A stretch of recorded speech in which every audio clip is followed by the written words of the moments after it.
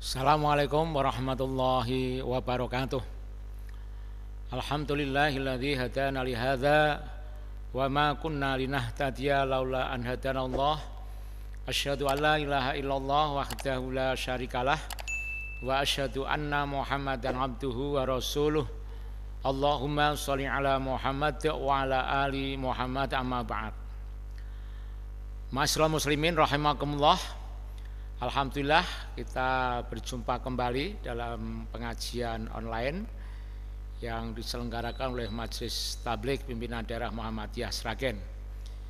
Pada kesempatan kali ini saya ingin menyampaikan terkait dengan hasil putusan tarjih yang terkait dengan ibadah korban. Jadi sudah cukup lama Majelis Tarjih membuat putusan tahun 2014 dalam Musyawarah Nasional Tarjih yang ke-28. Beberapa putusan, yang pertama terkait dengan jumlah hewan korban. Diputuskan bahwa seseorang telah dianggap cukup berkorban dengan seekor kambing. Hal ini didasarkan pada hadis yang diriwayatkan oleh Muslim.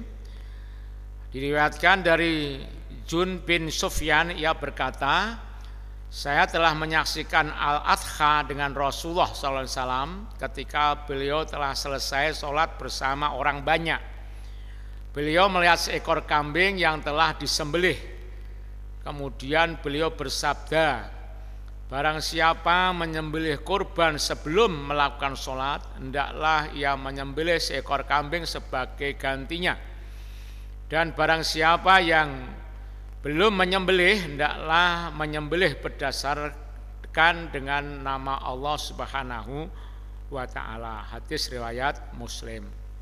Jadi dalam hadis ini sebagai dasar pertimbangan Majelis Tarjih bahwa seseorang itu telah dianggap cukup berkorban dengan seekor kambing. Jadi pada dasarnya tidak ada keabdolan secara khusus apakah kita berkorban kambing atau lembu atau unta, tapi dengan berdasarkan kaidah fikih bahwa amal itu dikatakan lebih utama bila dilihat dari sisi sejauh mana pengorbanannya. Jadi bukan soal kambing atau lembu, tapi kalau misalnya saja orang berkorban kambing lebih besar pengorbanannya, misalnya harga kambing lebih tinggi daripada lembu misalnya, bisa jadi korban kambing lebih afdal daripada korban lembu. Tapi pada umumnya bahwa berkorban lembu itu harganya lebih mahal, maka bisa jadi korban lembu itu lebih afdol dilihat dari sisi sejauh mana besar pengorbanannya yang dikeluarkan oleh yang berkorban. Kemudian di sini dalam hadis ini juga ditentukan terkait dengan waktu berkorban. Kalau itu menyembelih seekor kambing atau korban itu sebelum sholat hari raya, maka itu tidak sah sebagai korban. Maka hendaklah si korban itu, si orang yang nyembelih korban menyembelih kembali seekor kambing setelah sholat hari raya. Dan ingat bahwa kita menyembelih korban itu harus dengan menyebut nama Allah Subhanahu wa Ta'ala. Ini yang pertama. Kemudian yang kedua, keputusannya seekor sapi telah mencukupi korban untuk 7 orang dan seekor unta untuk 7 atau 10 orang. Ini berdasarkan dari hadis diriwayatkan dari Jabir bin Abdullah, ia berkata, kami menyembelih hewan korban bersama Rasulullah SAW di Hudaibiyah. Seekor unta untuk 7 orang dan seekor sapi untuk 7 orang. Hadis riwayat Muslim, Abu Dawud dan Tirmidzi. Dalam hadis ini seekor unta untuk 7 orang, seekor sapi untuk 7 orang. Jadi dalam bahasa di sini adalah kuantitasnya, bukan dilihat dari sisi harganya. Daripada akhir-akhir ini ada berkembang wacana ya, dilihat dari sisi harga. Jadi orang misalnya menyembelih seekor sapi itu diukur dari harga kambing. Kalau misalnya kambing itu 2 juta sudah bisa untuk korban, maka lembu yang harganya misalnya 28 juta maka bisa untuk 14 orang. Ini adalah tidak benar. Jadi secara syar'i, secara dalil bahwa perhitungannya bukan dilihat dari sisi harga tapi dari sisi jumlah orang. Jadi kalau lembu ya 7 orang ya, jadi kambing seorang, itu bukan diperbandingkan dari soal harganya. Hadis yang kedua diriwayatkan dari Ibnu Abbas, ia berkata, kami melakukan perjalanan bersama Rasulullah SAW, kemudian hari Nahar Idul Adha tiba, maka kami bersama-sama melakukan kurban 10 orang unta untuk seekor unta dan 7 orang untuk seekor sapi. Hadis riwayat An-Nasai, Tirmidzi dan Ibnu Majah. Jadi dalam hadis ini khusus untuk unta, ada beberapa jenis unta. Jika untanya itu memang besar, bisa dilakukan untuk 10 orang dalam hadis ini.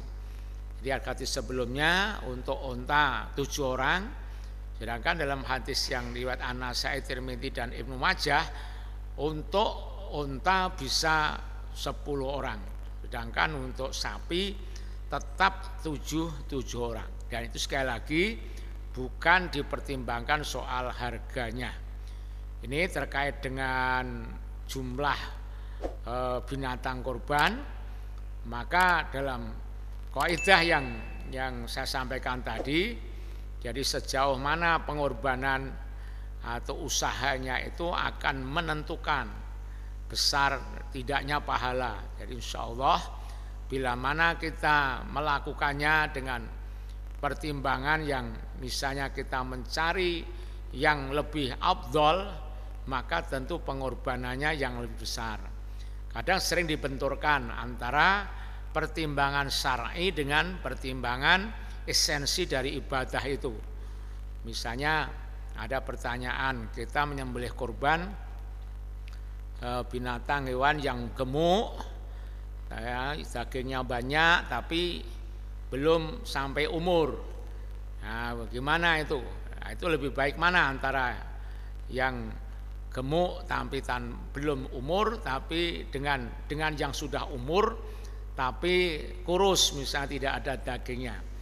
Nah ini kan mempertimbangkan 2 hal yang sama-sama tidak benar ya. Yang kita cari adalah secara syar'i sudah mencapai umur, kemudian esensi sosialnya bagaimana kita memilih hewan kurban itu yang tidak cacat, yang dagingnya banyak, gemuk. Itu adalah pertimbangan kemanfaatan atau esensi tujuan kurban adalah mendistribusikan daging kurban kepada yang berhak. Ya, ini adalah beberapa hadis yang terkait dengan kurban. Maka perintah untuk melaksanakan ibadah kurban, walaupun di Muhammadiyah belum memutuskan secara hukumnya itu wajib atau sunnah, tapi yang jelas dengan berdasarkan hadis-hadis yang sahih bahwa kurban itu diperintahkan dan diutamakan. Oleh karena itu kita sebagai insan muslim, bagi yang punya kemampuan untuk berkorban, maka hendaklah berkorban, karena itu perintah dari Quran, fasholli li rabbika wanhar, maka sholatlah kalian untuk Rabbmu dan sembelihlah kurban. Ada ketentuan bahwa semua perintah dalam Al-Quran itu hukumnya wajib, kecuali ada qarinah yang menyunahkan. Nah, sementara untuk perintah berkorban itu perintah Al-Qur'an, maka pada dasarnya perintah menyembelih korban itu adalah wajib. Dan kalau kita telusuri apakah ada dalil atau qarinah yang menyunahkan, memang ada hadis Nabi, misalnya korban itu wajib bagiku dan sunnah bagimu. Tapi hadis ini kan kedudukannya tidak sahih. Maka lebih kita tarik kesimpulan bahwa korban itu seandainya sunnah, maka sunnahnya itu sunnah muakkadah. Jadi sunnah yang dipentingkan atau sunnah yang hampir-hampir sampai pada tingkat wajib. Apalagi ada satu peringatan Rasulullah, barang siapa yang punya kemampuan berkorban tetapi tidak mau berkorban, maka jangan mendekati tempat sholatku, yaitu sholat Id gitu ya. Ini kan satu peringatan yang keras gitu ya, bagi kita yang punya kemampuan tapi tidak mau atau tidak menunaikannya, maka itu semacam ada ancaman ya, jangan sampai kita mendekati tempat sholat Rasulullah. Saya rasa itu yang pertama, poin pertama terkait dengan putusan tarjih ini atau putusan munas tarjih terkait dengan korban ya, yang pertama.